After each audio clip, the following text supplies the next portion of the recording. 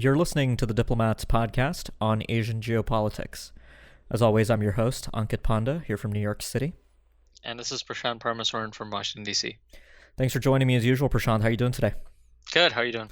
Doing well. We have some big news to talk about. We were originally planning, listeners, on doing this podcast about the U.S. Department of Defense's latest China military power report. That's sort of a tradition every year on the podcast, I think, for the past few years. And we will get to that. But first, we want to talk about a more pertinent news peg, which is also China-related, which relates directly to the Trump administration's executive action on Wednesday, May 15th, 2019, that really sets up a dramatic showdown over the issue of Huawei. So Huawei, of course, being the Chinese telecommunications company responsible for a range of products and services across the world, everything from consumer-grade smartphones to telecommunications equipment, and, of course, 5G, which has been one of the areas of the greatest strategic concern for the United States. But what the administration did is, between the executive order issued on May 15th and a separate action taken by the U.S. Commerce Department that places Huawei on a U.S. Commerce Department blacklist, effectively, Huawei risks being decoupled or cut off from U.S. supply chains. So what that means is things like Google's Android operating system, which Huawei pre-installs and sells on many of its smartphones, things like Qualcomm's systems on chips, which are the brains of many Huawei smartphones, would no longer be available to the company, effectively crippling it, if not destroying it entirely. So this is obviously coming at a really tense time. In May, we've seen escalation in the trade war with the U.S. Moving up its tariffs on a certain proportion of Chinese goods from 10% to 25%, with China promising retaliation. So things are tense, and I think the Huawei issue really is emblematic of how it's maybe misleading when we talk about the current U.S.-China economic dynamics as simply a trade war, because it's not just trade, it's not just tariffs, it's much broader. It's about strategic industries, it's about intellectual property, about companies like Huawei that give U.S. particular concern, right? There's a range of issues with Huawei that have come up in recent months and indeed in recent years, including the company's theft of American intellectual property, the fact that its CFO is currently under house arrest in Canada pending her trial there, and possible extradition to the United States over knowingly bypassing American sanctions on Iran. So that's kind of the broad setup here. But Prashant, I wanted to get your take on this action against Huawei. How do you think this is going to be, or this is being received in China? We've already heard from the Chinese Foreign Ministry and, of course, from Chinese netizens who've predictably reacted with quite a high degree of anger. But how do you think this is going to play out? Yeah, I mean, I think the broad point you made in the introduction is the right way to think about it, which is that this is just one front in this domain of U.S.-China strategic competition that we've talked about on this podcast before, in the context of the national security strategy and the national defense strategy under the Trump administration, right?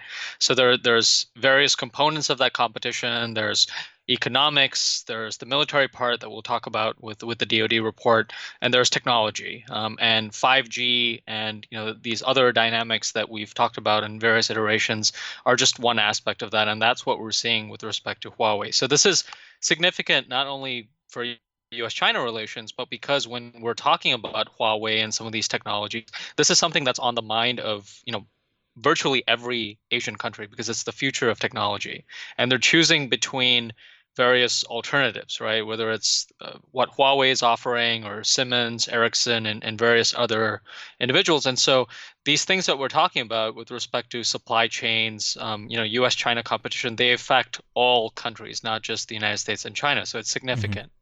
But I think that there's a lot of uncertainty with respect to how all of this is going to play out, right? So U.S. President Donald Trump has, in my view, rather unhelpfully been talking to reporters about, he's very certain that the United States is going to win on this. The United States always wins when it comes to these economic issues. I don't think that's a particularly useful frame because, a lot of this is still quite unclear, to be honest, if you look at it from an objective point of view. So you have these designations and you have the United States taking a series of policy steps, but we don't yet know how these things are going to be enforced. We don't know how the Trump administration is going to deal with this in a sustainable way with elections looming in 2020 and market developments. We don't know how this is going to affect Huawei. We don't know how US companies, as you pointed out, I mean, these are interlinked supply chains, how they're going to react, how they might respond, and how China is going to retaliate, right? Right. So I would say, I mean, this is not surprising. It's significant, but I don't think we're yet sure about how all of this is going to play out. There are a lot of variables here. Yeah, no, that's a really good point, and that kind of brings me to the other thing I wanted to talk about relating to this, which is that there is a way in which the Trump administration actually uses this as a smart strategic play with Huawei, because the way in which the executive order has been implemented, it still allows the United States to license American suppliers to still work with Huawei.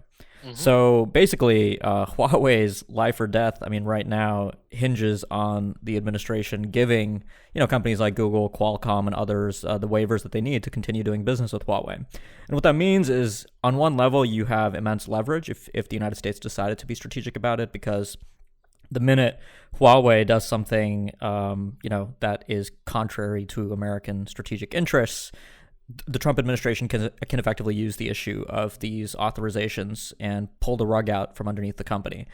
I don't think that's what's going on here, because I think broadly what we've seen, even with the episode concerning ZTE last year, what we've seen is that the United States treats this as a national security issue, and there's often a degree of vindictiveness about it, right? I mean, many senior policymakers within the administration, including Trade Representative Robert Lighthizer, Trump's trade advisor Peter Navarro, and others, see competition with China in existential terms, and really a lot of what's driving these policies is simply the idea of punishing China for what many of these policymakers see as a long pattern of China taking advantage of the United States.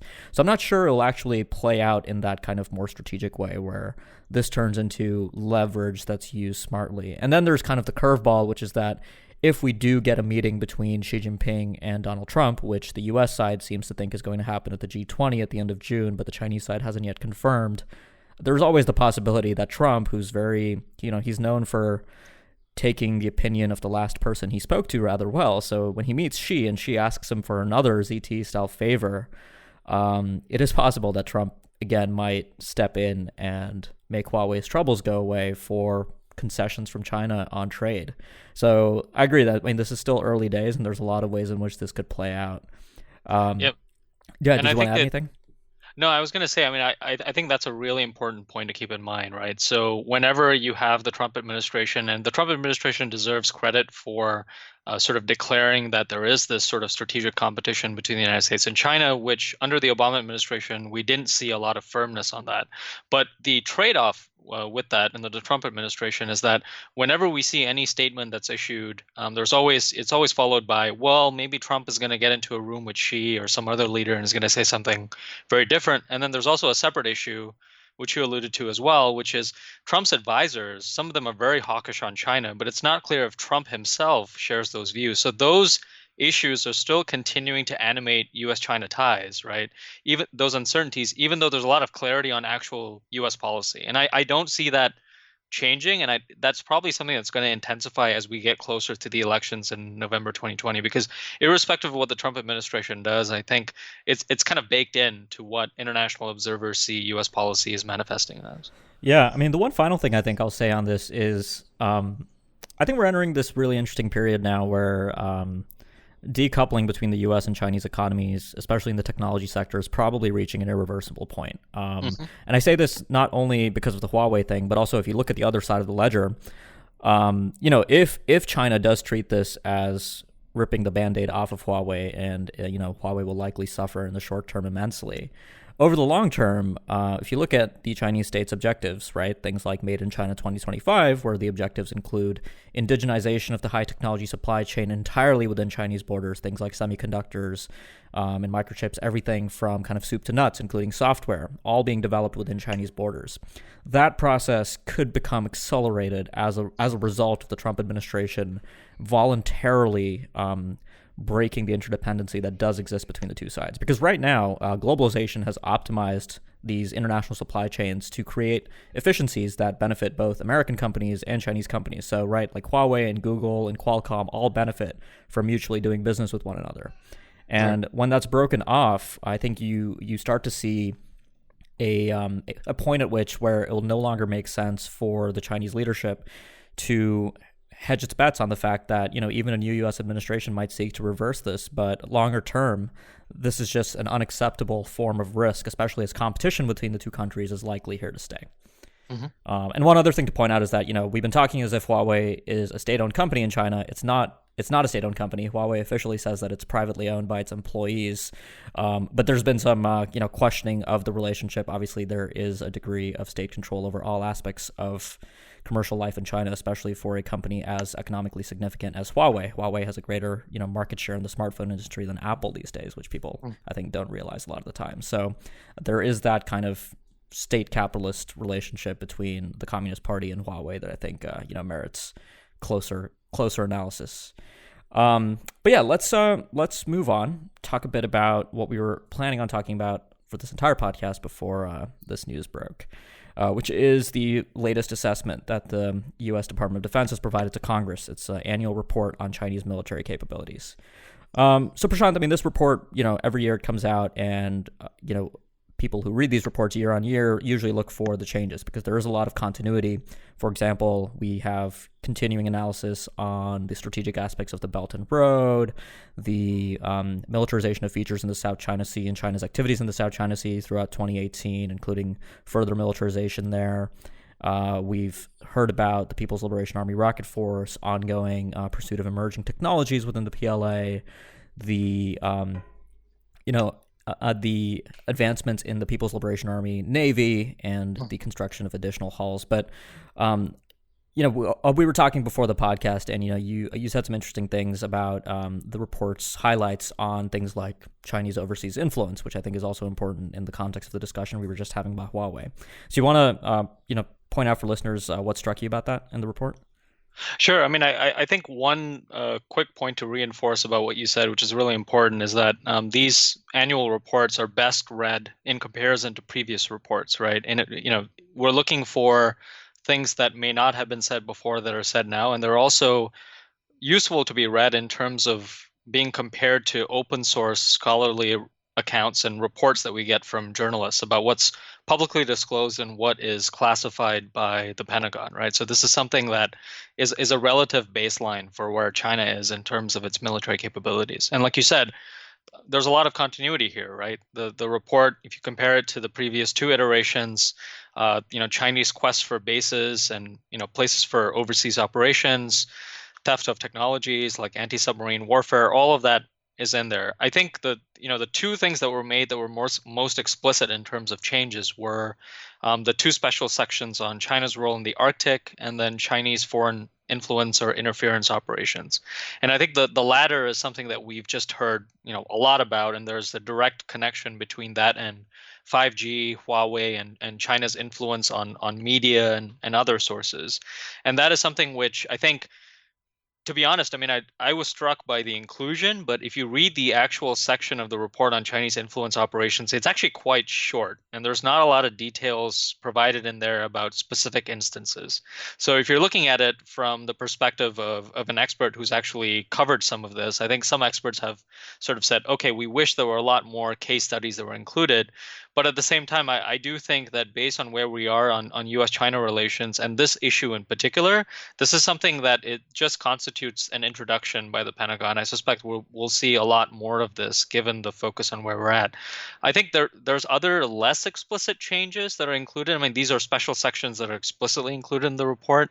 But if you read the sections on gray zone operations, right, the operations that lay below the threshold of war and the so-called maritime militia, there's a lot of details that are included there that weren't included in previous iterations, even though this has been discussed as an ongoing issue. So the connections between the Chinese Coast Guard and the maritime militia and the People's Liberation Army Navy, those are things that are discussed in more explicit detail. So we're seeing that. You talked a little bit about some of the specific developments in terms of technologies and equipment, right? So these include, aircraft carriers, ballistic missile submarines, and the new air-launched ballistic missiles. Did you want to talk about those aspects of change in relation to these things? Yeah, no, sure, absolutely. So, you made a really interesting point that this report sometimes does end up taking a cue from the open source community. And in the case of the three things that you just listed, what's interesting is that all of those have been reported publicly before, and it's just nice to have confirmation from DoD. So the second indigenous aircraft carrier, the Type 002, which is the first Chinese aircraft carrier to feature a catapult launch system for aircraft instead of the short takeoff ski jump mechanism currently used on the deployed Liaoning aircraft carrier, and the first indigenous aircraft carrier that's undergoing sea trials. This carrier's existence is not a surprise. China's expected to probably end up fielding around 6 aircraft carriers through the end of the 2020s and early 2030s. All of those should be built and operational. What's significant here is that this carrier does represent an important qualitative leap in sortie rates, and we don't think it's going to have nuclear propulsion. The DoD report did not suggest that it would, but even still, it's going to provide the PLAN with an important expeditionary capability that it currently doesn't have. 3 carriers, I think, will be an important milestone, even though the Liaoning is largely a training platform, I think. So the other couple things that you mentioned relate to China's nuclear forces, which I think is interesting, and maybe we can talk a bit about the arms control debate that's happening in Washington, where all of a sudden trilateral arms control with Russia and China is all the rage and is probably not going to go anywhere, but we can talk about that separately. So the 2 nuclear force issues that stuck out to me were the confirmation that China has constructed 6 Type 94 ballistic missile submarines, also known as the Jin class by NATO. So these are the sea leg of China's nuclear triad, or rather dyad. I'll talk about why China doesn't quite have a triad just yet. And that's interesting. We had open source reports last fall that identified 5 hulls at a minimum, and then there was a second report that actually identified 6 hulls. So again, I think DoD may have seen those reports and just decided that it was time to confirm it, that China has constructed 6 of these hulls. The last report only had confirmed 4. So that's, again, an interesting point that I think increases the survivability of China's nuclear deterrent quite a bit. And then the final thing on the air-launched ballistic missile, that's interesting. So I think I remember pretty vividly last year on the podcast talking to you about this part of the report, which was that in 2018, DoD confirmed for the first time in probably a few decades that the People's Liberation Army Air Force had been assigned a nuclear mission. The nuclear mission for the Air Force ended in the late 70s or the early 80s, we think, when gravity bombs were phased out of China's bomber arsenal and the Air Force became a conventional-only branch of the military. And when DoD confirmed that the Air Force had a nuclear mission again last year, it didn't tell us what weapon was being used in a nuclear delivery role for the Air Force. One of the things I think we speculated about last year was that it might have been the CJ-20 air-launched cruise missile, even though that there is no good evidence in the open source that that's actually a nuclear-capable system. This year, what's interesting is that the report clarifies some of our questions from last year. So if anybody was listening to this podcast and decided that it was worth a clarification, I guess we should say thank you. But the clarification this year is that it's actually the new air-launched ballistic missile that's under development in China that will give the Air Force a nuclear delivery capability. So that's an interesting clarification. It means that the Air Force today has a nuclear mission, but no actual nuclear-capable system is being fielded just yet. China, of course, doesn't deploy nuclear systems in peacetime, given its no first-use posture, generally. But that's an interesting development concerning the Air Force's structure that stuck out to me. Do you want to talk a bit about the arms control thing? Sure. I mean, I think the plug there is, we've talked about various aspects of this, right? We've talked about the INF treaty.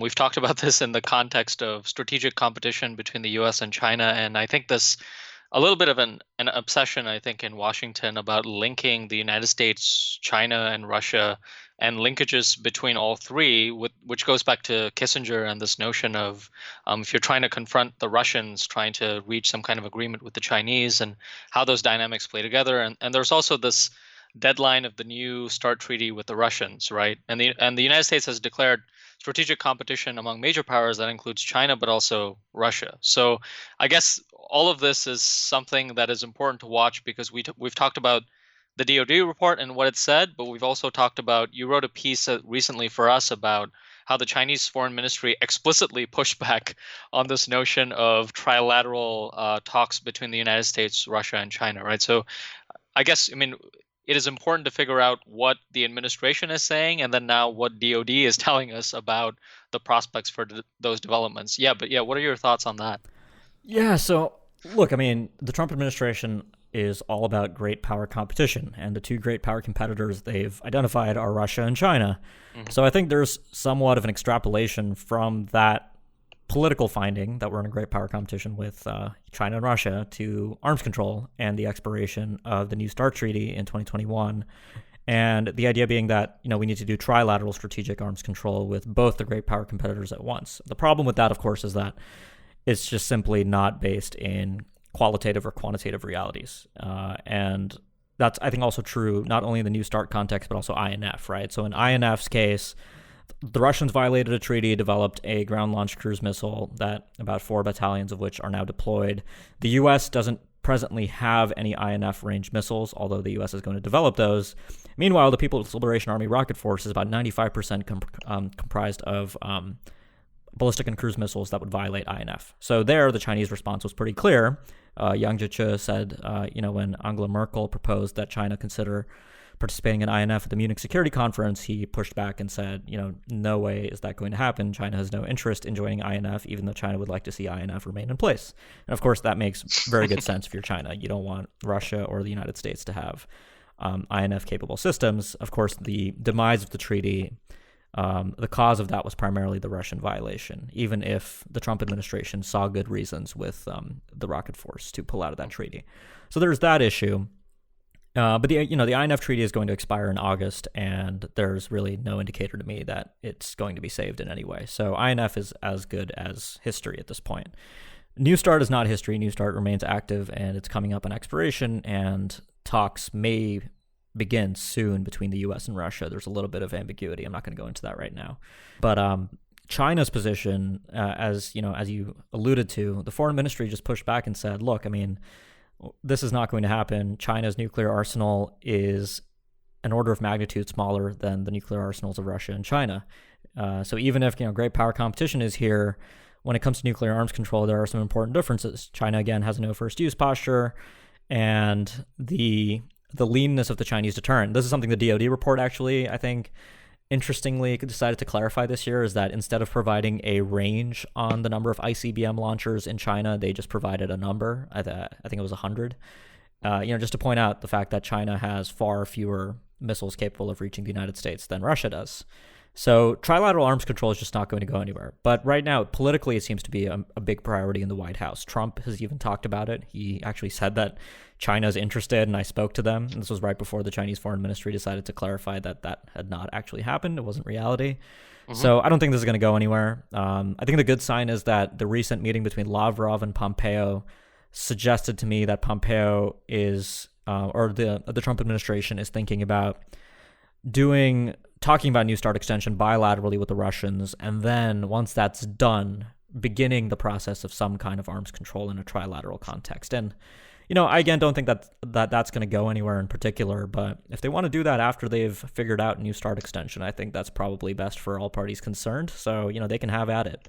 But the idea of a trilateral New START-like arrangement just simply doesn't make sense given. One good example is under New START, the counting rules for deployed warheads under New START. If you applied that to China, the deployed warhead count would probably be 0, because New START counts warheads that are actually placed on submarine-launched ballistic missiles and intercontinental range ballistic missiles. And China in peacetime does not actually, as far as we know, does not mate its warheads onto its missiles. And there may be an exception with some of the canisterized systems or the submarine-launched systems. But, so that's, one big problem there is you'd have to redo the counting mechanism, and then you run into a whole thing with the Russians and the Americans, again, having problems with how that would actually work out in practice. So, yeah, short answer is I don't think trilateral arms control with China is going to go anywhere anytime soon. Yeah, and I think one of the angles that you're pointing to there that's important to reinforce, right, is that we're talking about a DoD report that rests on, sort of factual representations that we're seeing from DoD about Chinese capabilities.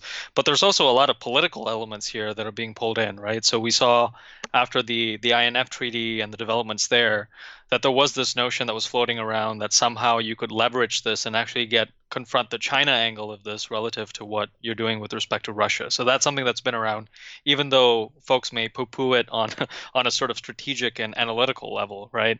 And the Russian issue, that's something which Trump is dealing with politically as well as a domestic political issue, even as that there are all these discussions that are going on. And I think that there is this sort of notion in the Trump administration now that we've had, we talk about Russia and China and strategic competition, but there's another aspect to the national security strategy and national defense strategy that also deals with rogue states. And we have North Korea, we have Iran, and now we have as well, the situation in Venezuela that the administration is dealing with. So I do think there's this aspect too, where I do sense the administration is trying to say, okay, we've got these threats and challenges. How do we manage this? If we have a front that we're opening with China, how do we sequence and leverage our priorities, and which one comes first, and which one do we sort of focus on even as we're moderating some of the other threats? And there's all kinds of extrapolations of uncertainties that you go off of that. Yeah, I think that's absolutely right. Well, I think that's about it for today. Mm-hmm. Thanks for joining me, Prashant. Good to be with you. Great. For listeners, as usual, if you like what you heard on the podcast, make sure you subscribe. And if you've been a subscriber for a while, but you haven't yet left us a review on either iTunes or Google Play or Spotify, please do so. That really helps get the word out about the podcast. And finally, if you have suggestions for a future episode, feel free to reach out. This suggestion actually about the DoD report was a reminder that I received via Twitter DM. So we always appreciate that and do take it seriously. So we're happy to cover topics that you as listeners are interested in hearing about. So thanks as always for listening, and we'll be back next week with more.